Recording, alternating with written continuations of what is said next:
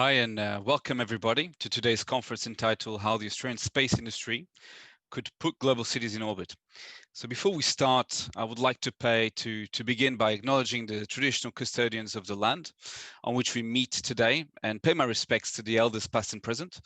I extend that respect to Aboriginal and Strait Torres Islander people here today. I also like to thank the French-Australian Chamber of Commerce for the organization, Schneider Electric for the naming rights, Austrade and all the sponsors for their support all throughout, and today's speakers for sharing their experience and providing some insights on the Australian space industry and the opportunities of collaboration with the French space sector.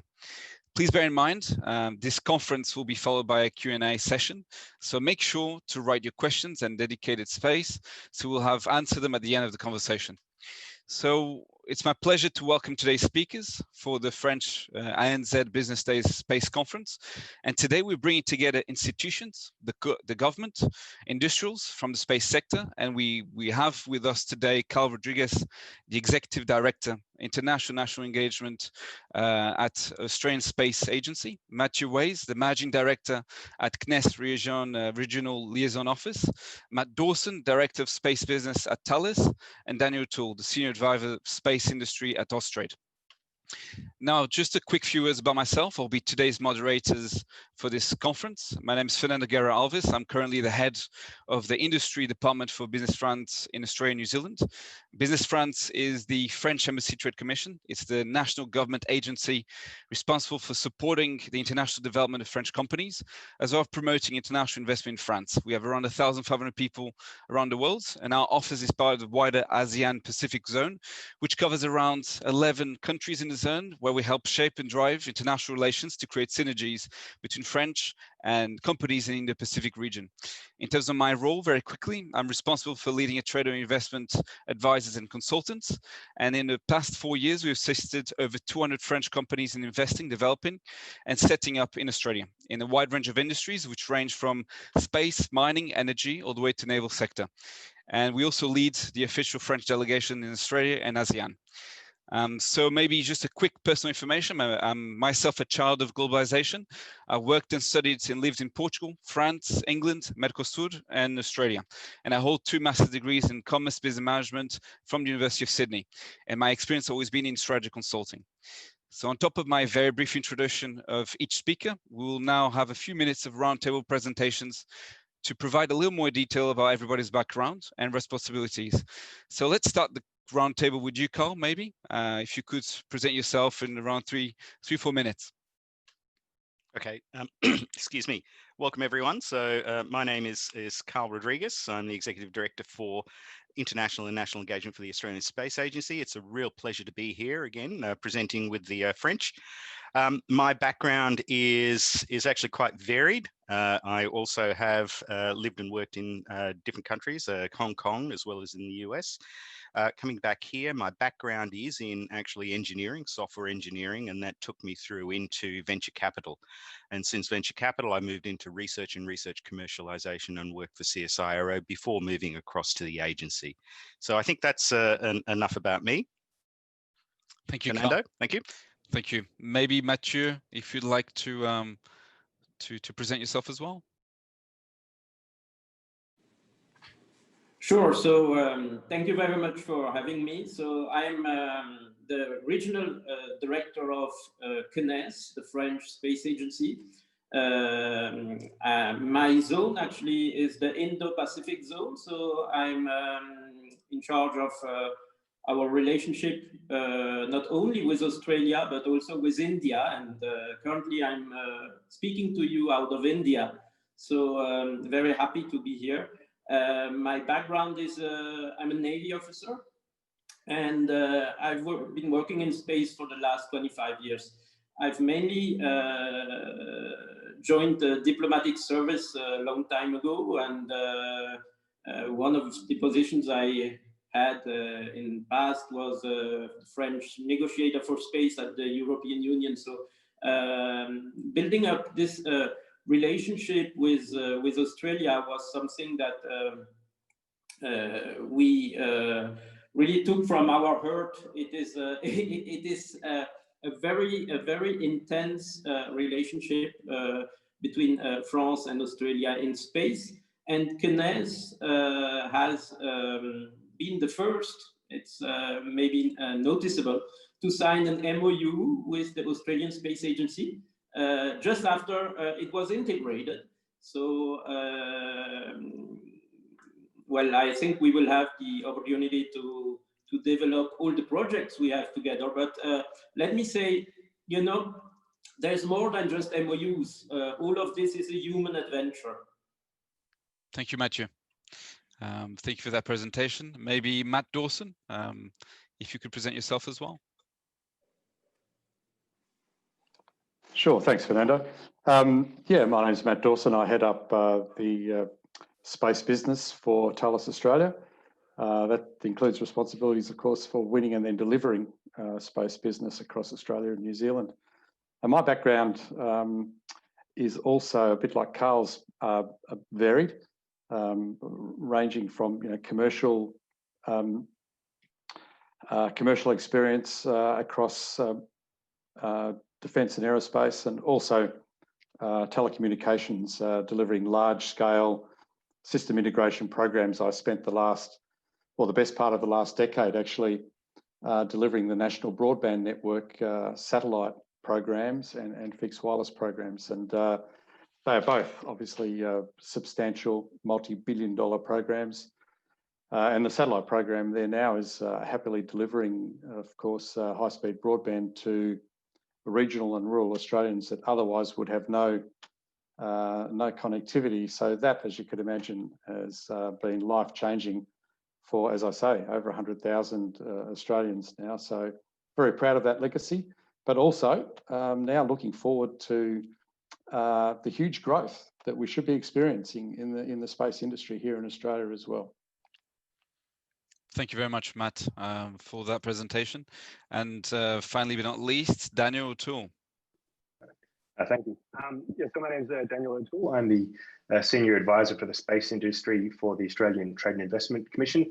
And as you would have likely have already heard, so the Australian Trade and Investment Commission, or Austrade, is responsible for promoting Australian trade, investment and education to the world. So we help Australian businesses grow by linking them to global opportunities and attract international investment to help Australia reach its economic potential. We have quite a broad international footprint, so about 117 offices worldwide in about 48 different markets, and a strong trade startup network assisting Australian businesses in Australia.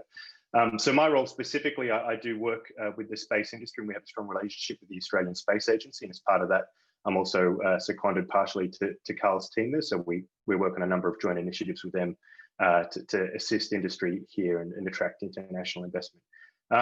In terms of my own personal background, like everybody, it's a little bit varied. I actually started my career in the resources sector, working for the Japan Oil, Gas and Metals National Corporation. So one of the industries that has strong linkages to space and downstream applications, and is in Australia, in particular, one of the, I suppose, key supporting industries in a sense, with robotics and autonomous technologies being a heavily mining-driven sector.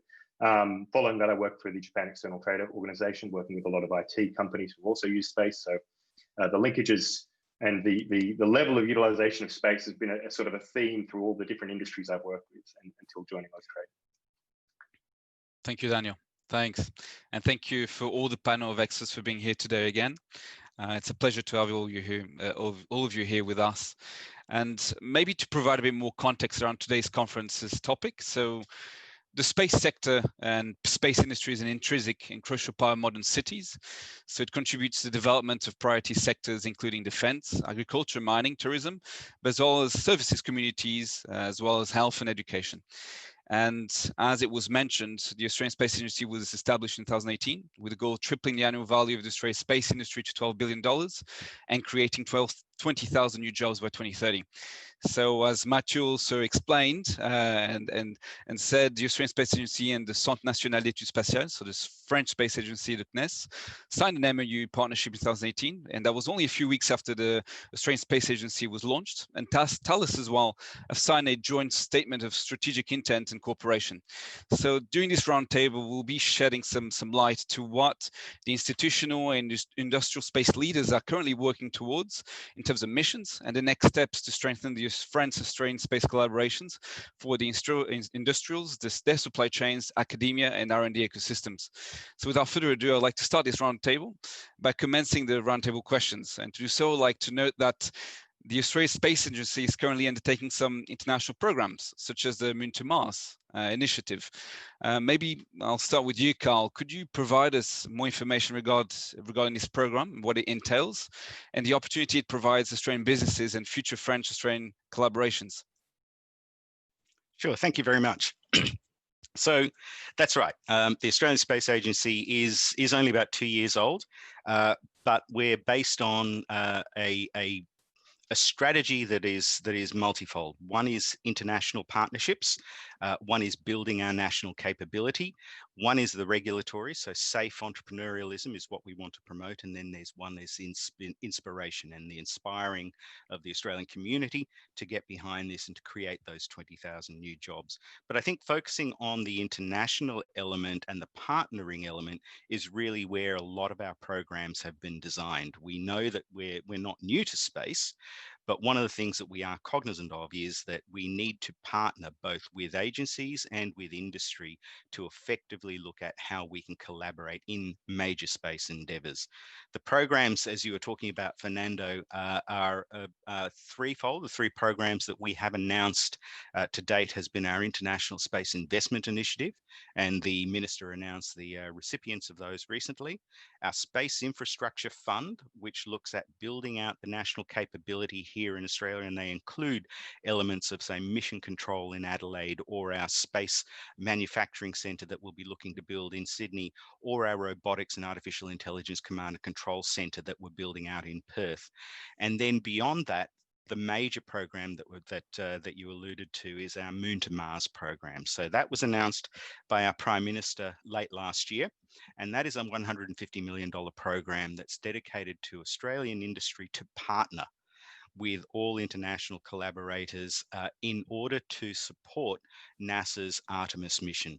And that is to take then Australian technology in collaboration with our partners to the lunar surface and possibly beyond as well too. So there's elements of that program that have been designed to encourage industry participation and partnership. There are three main sub-programs within that Moon to Mars program. One is our supply chain program, and that's designed to assist Australian companies work with the international players and to support moving into the global space supply chains. The second element of the program is our demonstrator program, and that is again to increase the likelihood of space heritage, or increase the experience rather of space heritage.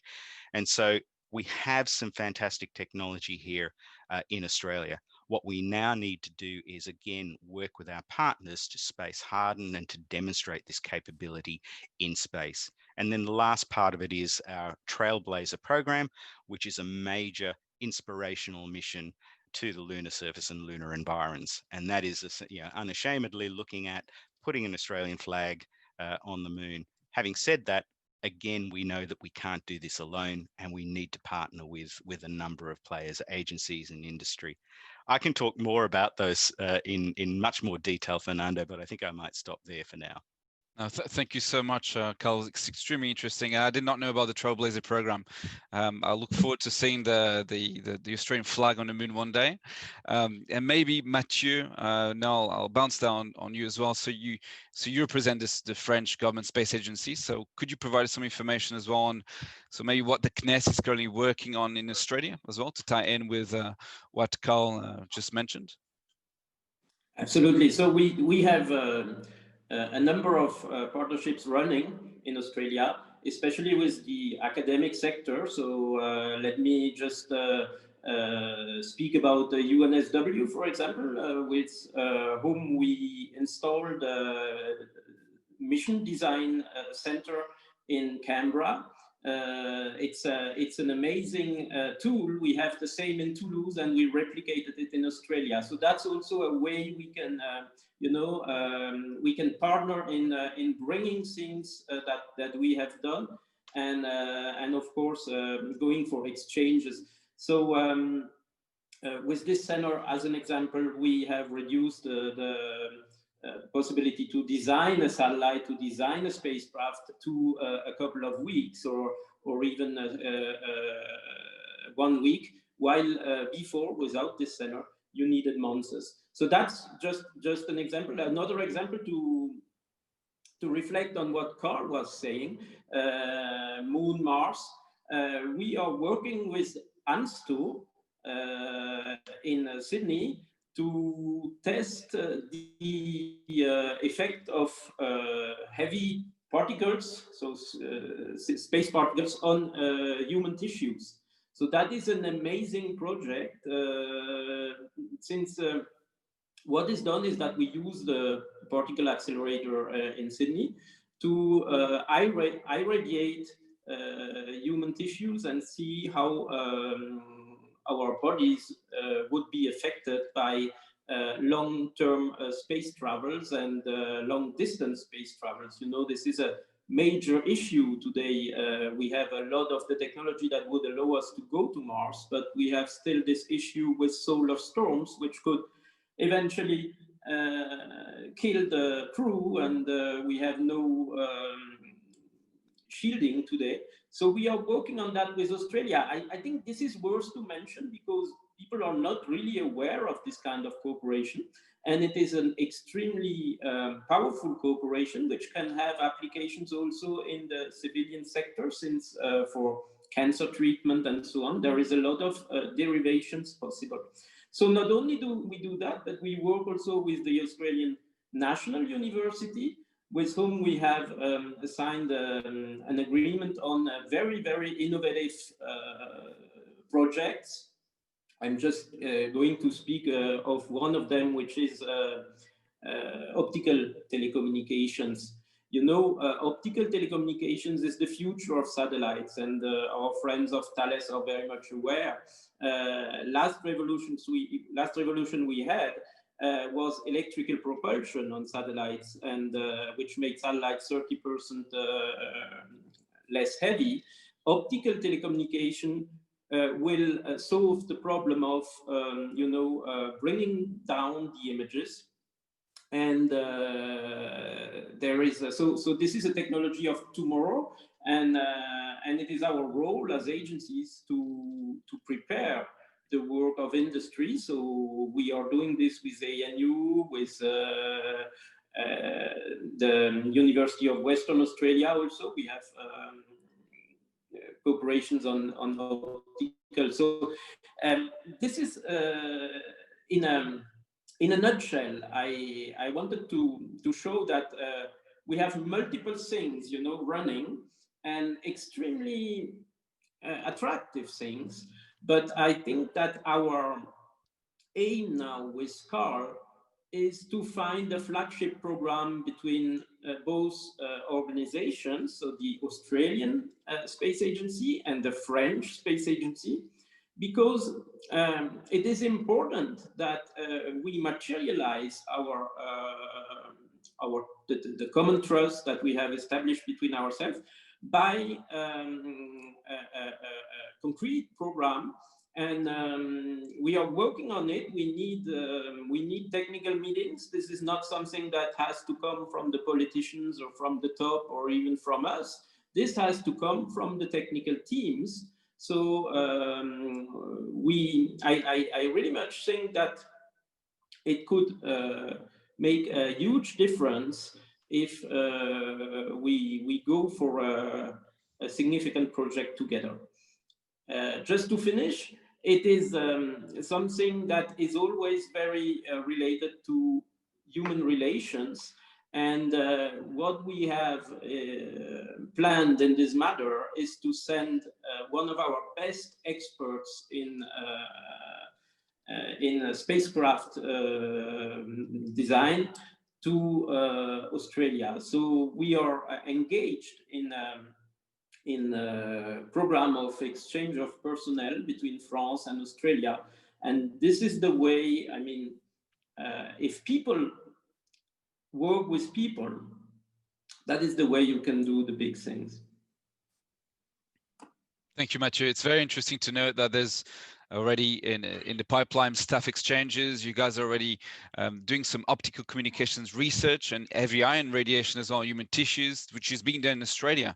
And it's an example of France and Australia already working together here. So maybe I'd like to bring in an industrial point of view with you, Matt. So just to put a bit more vision on the topic. So Thales is in the French industrial prime with a presence in Australia. You'll shed some light on exactly what Thales does in Australia, but also I'd like to understand what in your point of view, what does Thales sees in terms of growth for the Australian space sector and their strategies moving forward. And maybe you, if that's okay, Matt, you could also explain a bit how you've been leveraging the local supply chain into your global supply chain, and maybe a few comments around the current Australian projects that Thales is undergoing. Sure. Okay, the first thing, I guess, is to explain a little bit about Thales. We're a global technology. Thales, we're a global technology organisation with operations on all continents, and we operate across 5 major markets, including, of course, aerospace, space, defence, transport, digital identity, and security, which is another huge and important one for us. So in Australia, we're nearly 4,000 employees working across all of those sectors on very significant programs for our customers here in Australia, both government and defence and other customers as well. So in line with that, we signed, as I think Carl said, or you might have at the beginning of the meeting, a statement of strategic intent with the Australian Space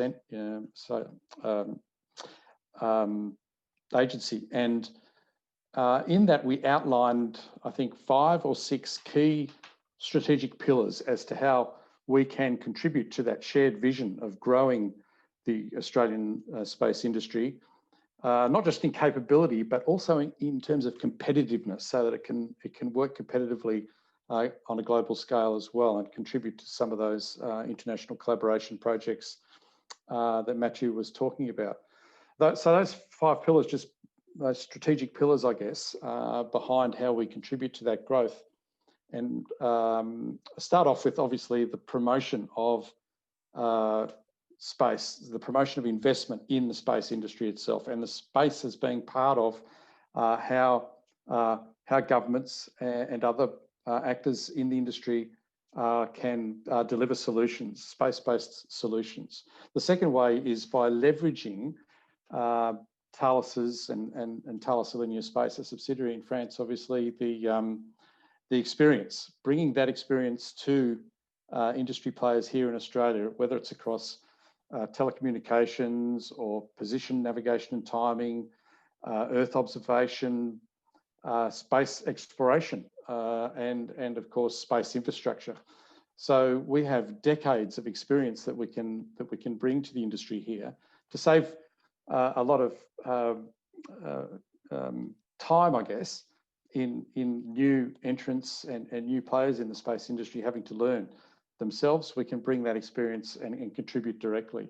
Associated with that is the third pillar, which is technology transfer, I guess. So what I mean by that is when we do projects here in Australia, we seed the technology and the knowledge from wherever else Thales may have it around the globe, and embed it to make sure that we can create an enduring sovereign capability going forward. I think that's a very important aspect of growing the space industry here, is that it needs to be sustainable. It needs to be an enduring capability.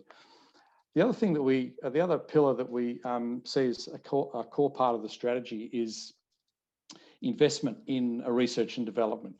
And we do that through projects that we're doing with the universities and with the SmartSat Cooperative Research Centre. We have a number of initiatives that we're working on with various institutions across those sort of sectors as well. The fifth one, which I think is really important, is to inspire a whole generation. The youth coming up behind us now really need to get engaged in space. And so we see a core pillar to this strategy as really helping to stimulate involvement in STEM, for example, science, technology, engineering and maths, through participation in school programs, and also just science in general. And we do that through working with organisations like the CSIRO.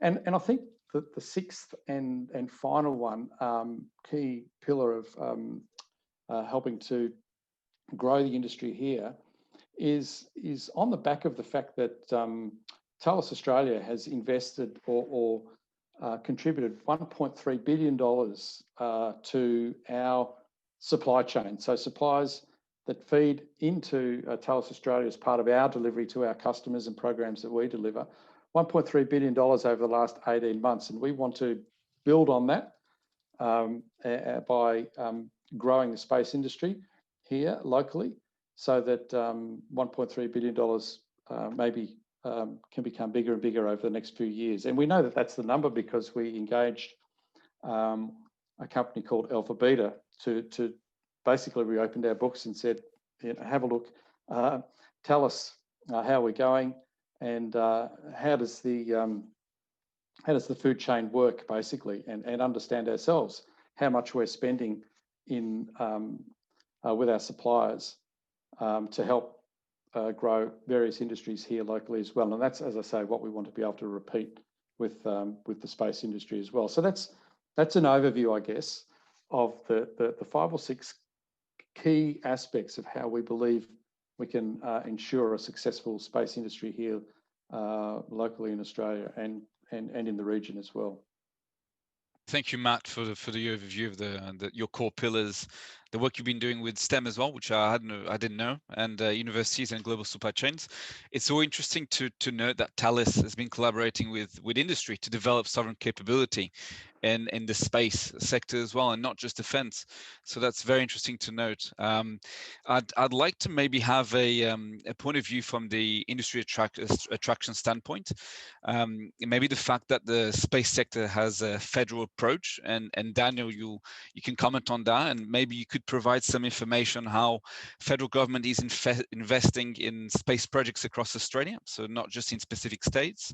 And maybe it'd be interesting to know as well what industries could gather economic benefits from this implementation. Yeah, sure thing. So Carl already kind of touched on this a little bit. The Australian Space Agency does have a really explicit national remit, and the Space Infrastructure Fund in particular is a reflection of that. They've funded a number of projects, $19.5 million, I believe, around tracking facilities in Tasmania, a mission control centre in South Australia, the manufacturing facilities that Carl mentioned, which will be supported by space industry hubs out at the Aerotropolis. And then you've also got sort of national, a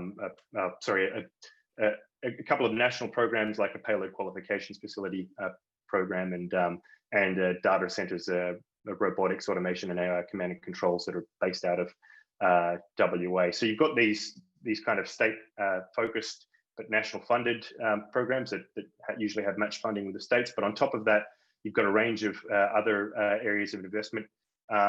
You have about $224 million or $25 million for a satellite-based augmentation system that the federal government is implementing under Geoscience Australia, and that's to deliver a national capability that accelerates the adoption and development of location-based technology and applications. So position, navigation, and timing, one of the 7 pillars of the Australian Space Agency.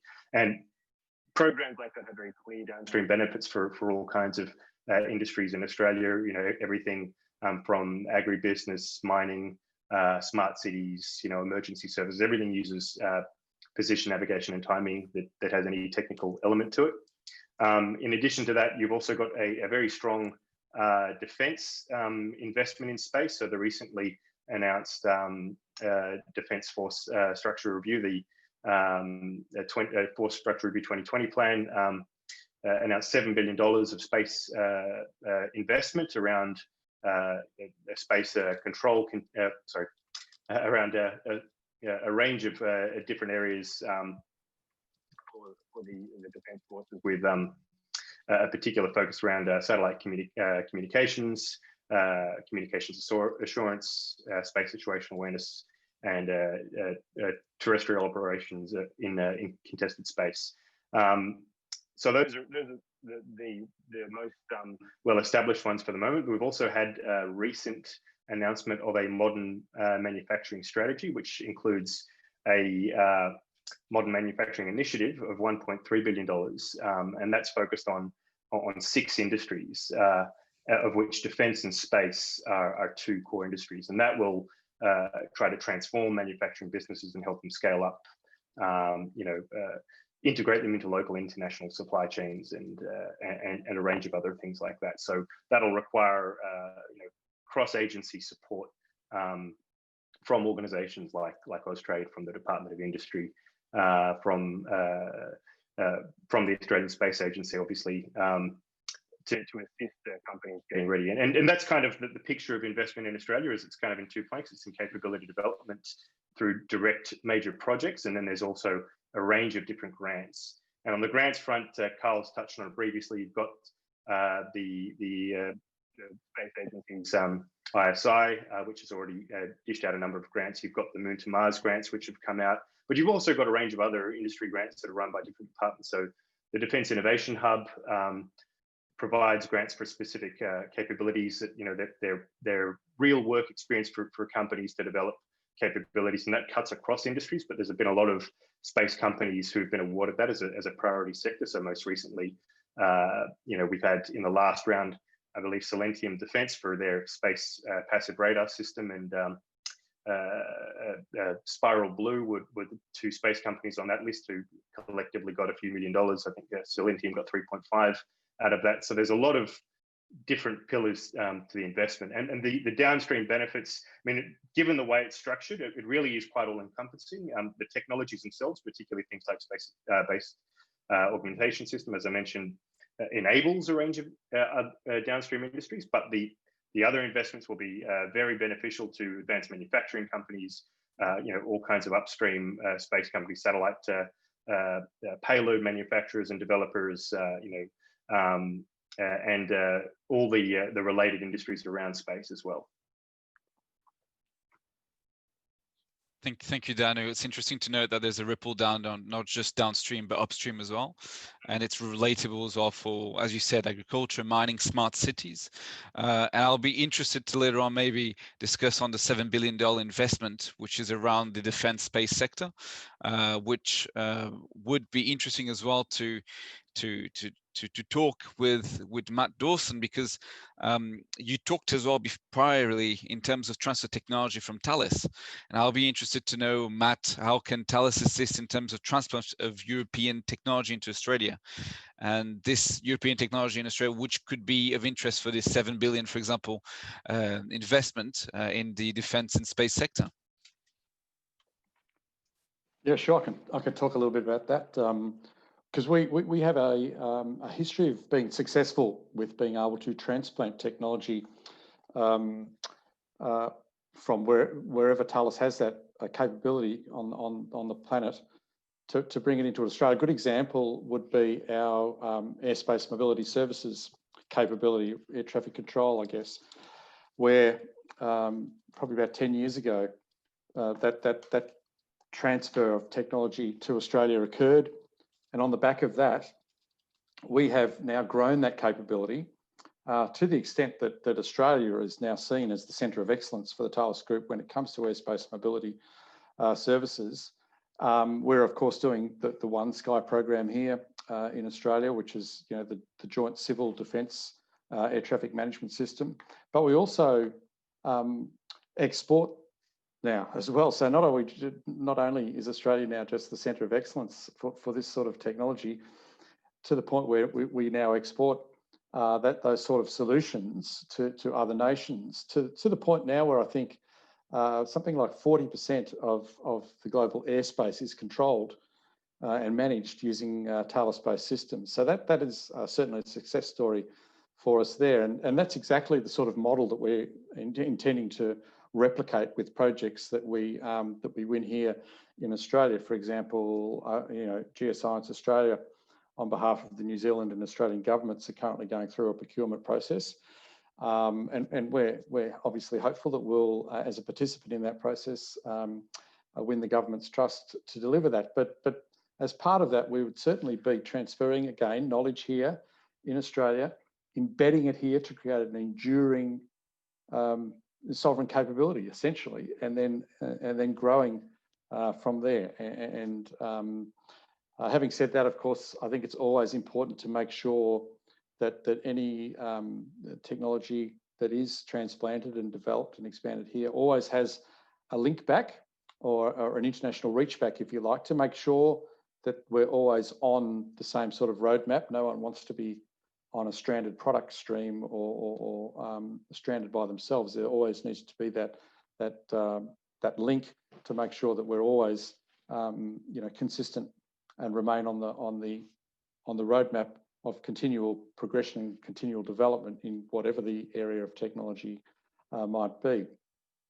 Just also, Fernando, picking up on points that Carl was raising about some of these big international programs. Of course, we are keen to make sure that we can hook the Australian industry into our global supply chains. I mean, Thales New Space, I'm not sure, many people may not be aware that also participating in the Artemis program, TAS is providing 2 of the main modules for the lunar space station part of that.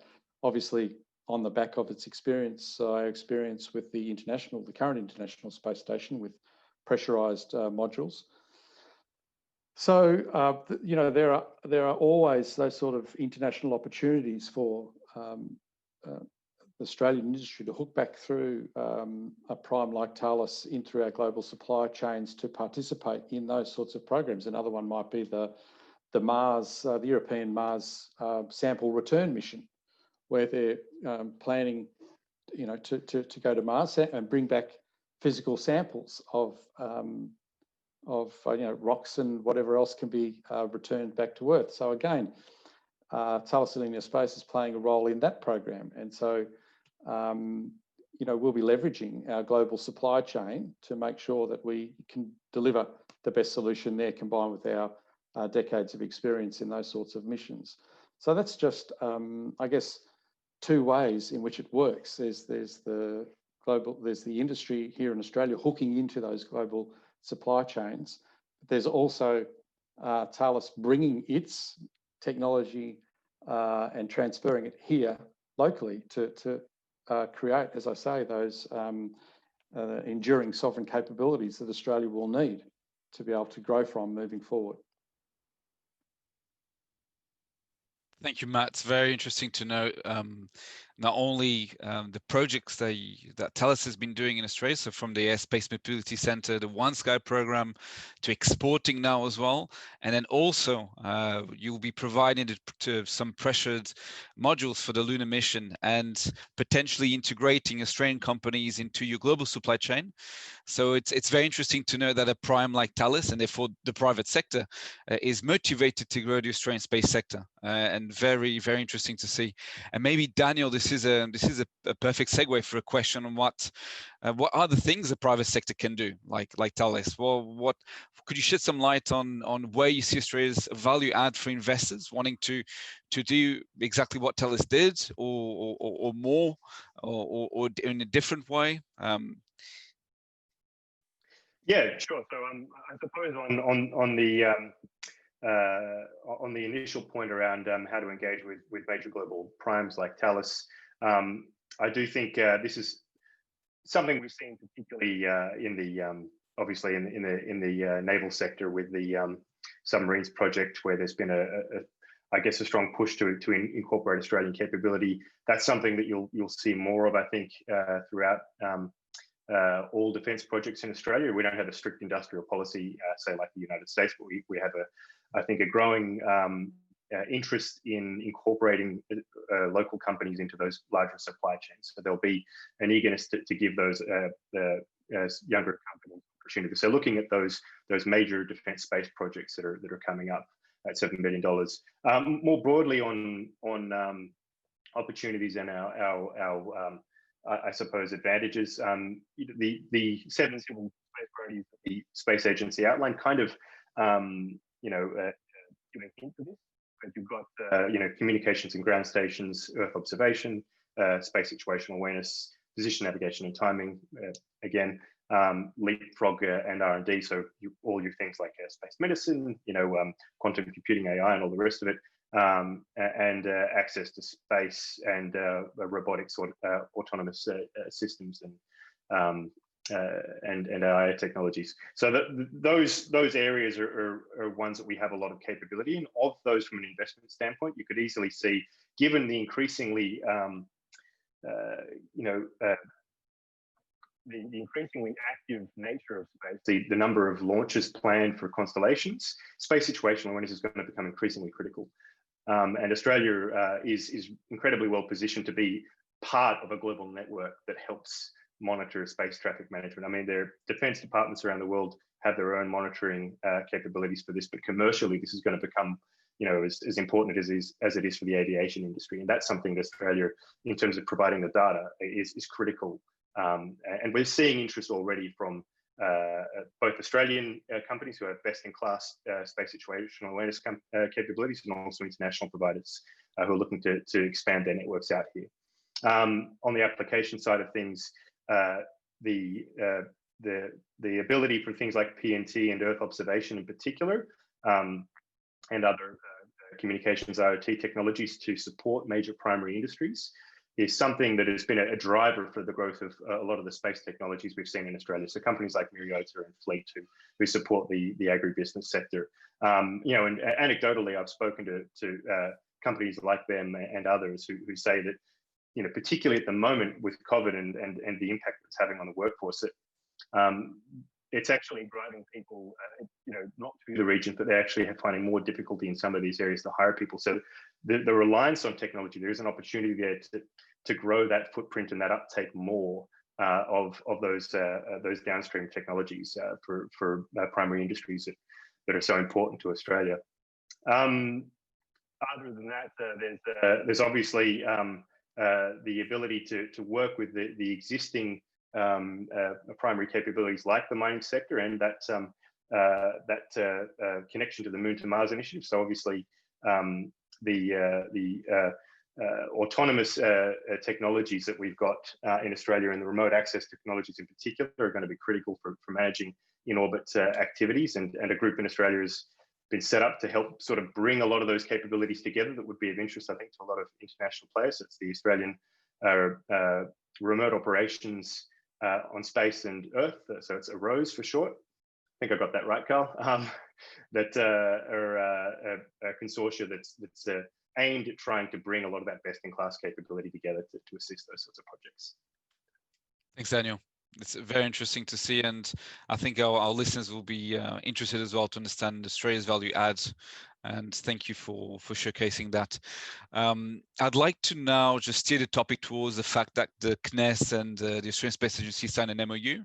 And I want to hear from you, Carl, and I think the listeners would be interested as well, if you could provide more details about the partnership, what it entails, and what are the foreseeable collaborations. Absolutely. So as you mentioned, the MOU that we signed with CNES was actually the first MOU that started our whole journey over these past 2 years, and within that context, we have identified a number of those areas that actually and mentioned as part of our space priority areas to further explore details of where we want to actually seek out this collaboration and collaboration opportunities. So again, there's Earth observation, there's position navigation and timing, there's space exploration, there's life sciences work, there's many other areas of opportunity that we now need to focus on and start to, as Matthew identified, have those further technical discussions and seek out where those opportunities are to then explore what things we could potentially work on together and what some of those joint projects might be, not just only between the agencies themselves, but because we are focused very much as an industrial and a civil space agency and a commercial space agency, these discussions that we have agency to agency then can further open up opportunities right across the entire space sector and broader areas as well too, for collaboration opportunities. I think Dan touched on it a couple of times. There's so many different areas that Australia has strengths in that could potentially then feed into either agency plans that CNES is working on, or even industry plans that the likes of Thales and others are working on as well. One of our mantras is space is not just rockets and satellites, right? Space is the broader economy. Space is agriculture, space is mining, space is resources, space is medicine, space is artificial intelligence, space is materials, manufacturing, additive manufacturing. All of those industries play into what we could potentially collaborate on agency to agency and then industry to industry. And we're looking to further those discussions into the future. As Matthew also identified, one of the key starting points is that we're essentially looking at bringing out a CNES resource in the not too distant future, COVID permitting. And so we'll be looking at seeing how we can then leverage some of that resource exchange to then further that collaboration and opportunities on top of all of those existing collaboration areas that Matthew has outlined as well too. And I think he only touched on a few examples of the ones that CNES is working on at the moment. Thank you so much, Carl. And maybe Mathieu, could you either showcase what other partnerships you're undertaking at the moment quickly? Well, I think Carl explained it very well. We absolutely need to set up a relationship in which both agencies, when they make plans, when they look for future missions, they present these plans in priority to the other one. You know, that is the way you can work out a structured and trusted relationship between space agencies. And once you identify synergies, you identify common objectives, and it's been 2 years, Carl said, that we work together. You know, we have identified one thing, which is artificial intelligence on board the satellite. So meaning that the satellite itself will become intelligent and will select, today we need to, if you take the example of Earth observation, you will take a lot of pictures and you will notice once picture is on the ground that some are not exploitable because they are full of clouds, for example. So this is kind of work the satellite could do by himself, selecting the images and destructing the ones that are not interesting and only sending down the ones that are good. This is an intelligent satellite, reconfigurable satellite. These are all questions that also are of big interest to industry. But what we need to do in agencies is that we need to look at after tomorrow. We need to take that technology that industry would not invest in today because it's too expensive, because it's not something that is economically viable today. But as public sector, as agencies, our role is to prepare the competitiveness of industry tomorrow, in 5 years, in 10 years. So that is what we intend to go, that is the objective with the Australian Space Agency. We want the Australian Space Agency to be our major partner, one of our major partners on technologies of after tomorrow. And it is a very smart way, to both of us. I mean, CNES is an old space agency. CNES is the first participant to the European Space Agency. CNES has done a lot of things, but CNES does rarely something alone. If you look at it, everything we do it in international partnerships. And here, with Australia, what we are looking at is a niche, the best niche, something no one has done and something we can be the best in the world. Very interesting, Mathieu. Mathieu, one other thing, whilst I've got you here, is I also would like to emphasize that France is a major partner to Australia, as you said, but we also have a very strong presence in the region. And you could also comment on France's importance in the Indo-Pacific region, and even maybe some information about the Espace Programme, the one with the new ground station in New Caledonia, maybe? Sure. I mean, you have to, you know, the world is changing. What we have today is an extremely strong axis, an extremely strong relationship in our diplomatic relations, so much higher than CNES, much higher than space itself, which is the Indo-Pacific relationship. And the Indo-Pacific relationship has brought enormous opportunities for us at the space level. Why? Because France is a major player in the Indo-Pacific. We are, New Caledonia is just close by Australia. So our interests are similar. Our challenges are the same. Speak about the corals, for example. Speak about other topics where, you know, we have the same kind of problems, so we need the same kind of solutions. And the fact that the politicians have opened up this priority on Indo-Pacific relations gives us the chance, maybe the chance of a lifetime, to build up something solid, because we are endorsed by our political leaders. So let's take that chance. That is a unique moment where we can find a way to work together hand in hand. SBAS is one example. SBAS, as you know, is a way to enhance the capacity of navigation, satellite navigation systems, especially to be able to land aircraft automatically, so to say. And as Matt mentioned, the call has been issued by the Australian government. Thales is best in the world in these kind of technologies. And our effort as public effort, government of France, is to say we could install a ground station in New Caledonia.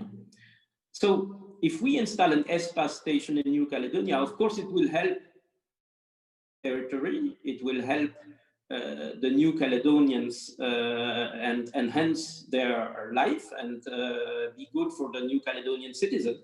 But it will be good also for Australia and New Zealand, because if you have one more ground station, you know, you enhance the precision of the system, make the system more accurate. So all of this is only an example, you know, there is plenty of room. So let's take that room. Thank you so much, Mathieu. I think we've pressed for time. We probably have around only 5 minutes, and I'm going to take that opportunity to ask one last question to all the participants. And I guess the last question for everybody is that, so we, the French Trade Commission Business France, we're receiving an increasing number of requests from the French SMEs since the creation of the Australian Space Agency. And these companies offered solutions for the space industry. So from advanced composite materials, engineering, satellite and nanosatellite manufacturing, launch systems, they are supply chain from Thales. They've worked with the CNES, and they're looking to set up, invest, even bring forward the Australian Space Agency. So one thing I'd be interested on knowing, and quickly, just maybe less than a minute from everybody, if possible, what would be the recommendations from each panelist for a foreign, and in this scenario, French SME interested in the Australian Space Agency in terms of collaborations and opportunities? Maybe I can start with you, Daniel, as you are from Australia, and you would have an intrinsic view of the subject. Yeah, sure thing. So I think, you know, basic advice is look to partner. This is not a huge industry in Australia, but there's a lot of really exciting capability that you can work with. And there are a range of, I think, particularly symbiotic potential partnerships. I mean, you mentioned, for example, even things like propulsion. We've got 2 spaceport projects that are being developed. Obviously, the Equatorial Launch Australia team in the Northern Territory and Southern Launch down in South Australia, and even one in Queensland. So they'll be looking for launch partners to address that glowing demand for launch that we discussed earlier. That other areas, again, space situational awareness, advanced composites, all those things, there are strong industrial capabilities here that they can partner with and then get an understanding of how to work with the industry. Thank you, Daniel. Maybe Matt Dawson, if you would care to comment.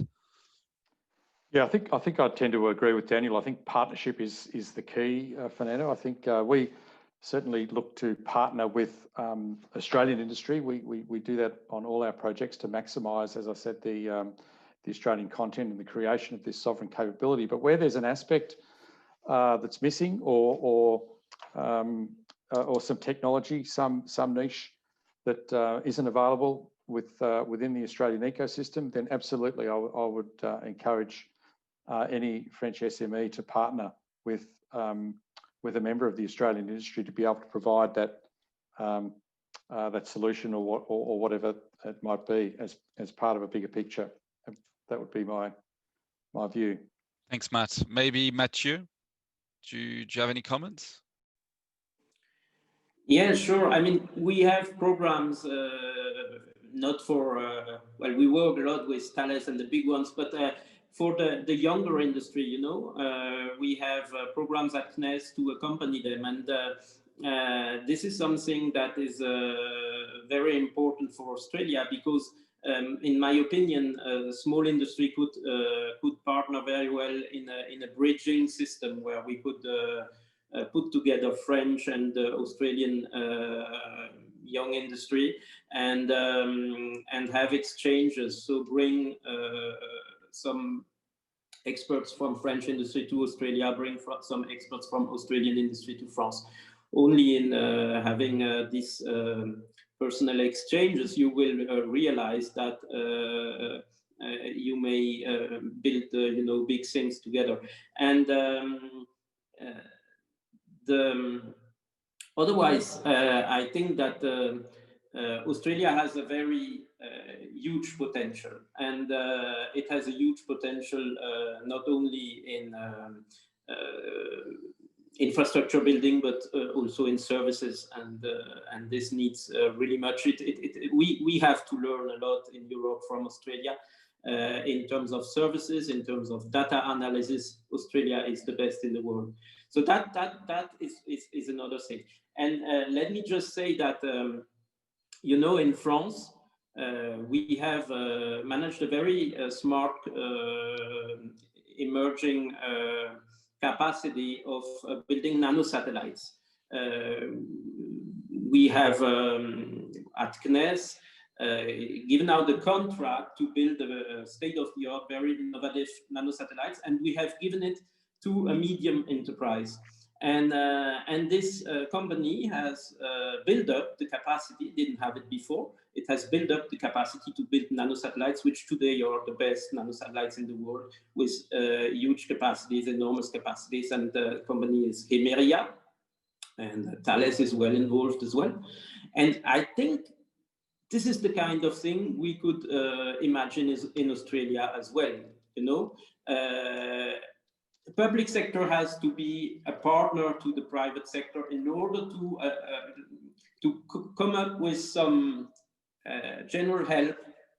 So here we have thought out of the box. We have helped this company as a space agency. We had all the possibilities, to help them, not only financially, but because we signed a contract with them, but all our test facilities, all our capacities, our engineering capacities, we transferred a lot to them. We thought to them how to build these nanosatellites. And I think in the situation, in the very, very positively and the very good diplomatic situation in which we are today, France and Australia, we can reasonably think that we could build the same kind of challenge in Australia. Thank you, Mathieu. Thank you very much. And maybe Carl, some quick comments. Some quick comments. Yes, I think we are living at a very, very exciting time for the space industry, and that is purely because it is democratizing and commercializing in front of us. And so what that means for SMEs, both in France as well as in Australia, there is a huge opportunity for growth, for partnership, and for leveraging off each other in the next few years, because there will be solutions that are going to be required. There is going to be driving commercial imperatives that will take more and more companies into space and open up more solutions that require partnership.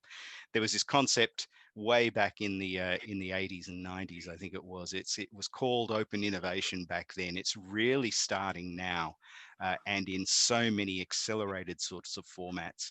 Australia has been a land of ingenuity, of resources, of making the most of what we've had and coming up with really innovative solutions. And so there's the opportunity for all of the international companies to come and partner with Australia. We've got some fantastic solutions that can be applied on the global scale, and sometimes we don't know about that yet. And so it's with that partnering expertise, and it's with our partners that can turn around and say, you know what, Australia's got some fantastic key opportunities that are unique in the world. And they can be from many different sectors that can be applied to space. It can be filtration systems, it can be energy systems, it can be any of those other ancillary services and products that all of the global space partners are working on. And we potentially have the solutions that they're missing, and they potentially have solutions that we're missing as well too. And so it's that leverage, it's that overlay that I would encourage and use the trade departments in both France and as well as in Australia, because the opportunities are there. Use the primes such as Thales and others to come in and say, where is this global perspective of capability and unique solutions that can be solving the problems that we need to face as we take humanity up into space. Well, thank you so much, Carl. That was a very, very good and interesting showcase of the potential future of Franco-Australian space collaborations down under. Thank you so much. And I think it's going to be a wrap up now. I think we're already over time. And I'd like to thank, on behalf of Business France, the French-Australian Chamber of Commerce, all four of you for not only participating in this session, your time, and the interesting topics that you showcased. And I hope we're going to continue to collaborate soon to promote our French-Australian space collaborations down under. And I would like to thank all the viewers as well today, following this discussion, which I'm sure you found it very interesting as much as I did. So maybe let's now move forward to the 15-minute live Q&A session now. And thank you, everybody.